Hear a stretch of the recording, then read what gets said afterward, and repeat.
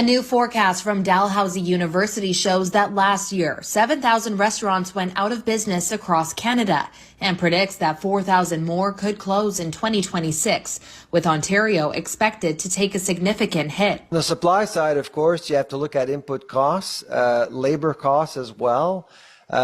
Changes to the temporary workers program obviously are issues for many operators.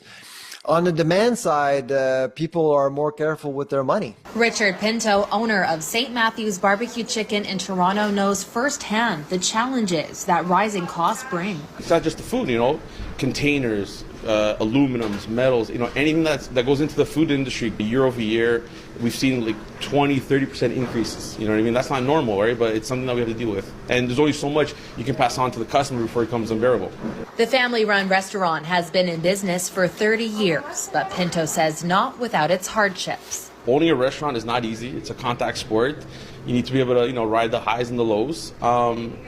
And it's unfortunate because every restaurant has a story, and we've always said that. Everyone has a culture. We've owned the place, like I said, so many years. Customers are like 2-3 generations worth. So, me and my wife made a commitment to this place, and we're doing everything we can to keep it open. The Ontario Restaurant, Hotel and Motel Association says many businesses are still recovering from the pandemic, and some never fully did. Ontario is probably facing a worse issue than the rest of the provinces.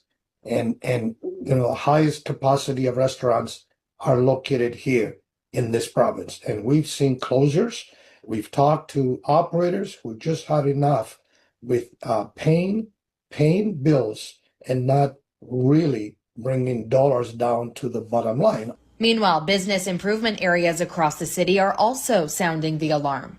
Toronto BIA CEO John Kiro says restaurants help drive tourism, nightlife, and community life, and losing them could leave lasting gaps on Toronto's main streets. The small business, small restaurants have always been challenged more than the traditional nationals. They haven't got the margins. Any increase in labor costs, any increase in product costs, etc., is all a factor that impacts their bottom line. And for many of them, it is survival mode right now.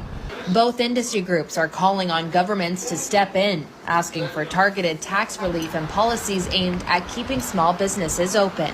Industry leaders warn that without any action, many more restaurants in the city could disappear in the coming year, changing the local food scene and your neighborhoods for good. In Toronto, Catalina Gillies, City News.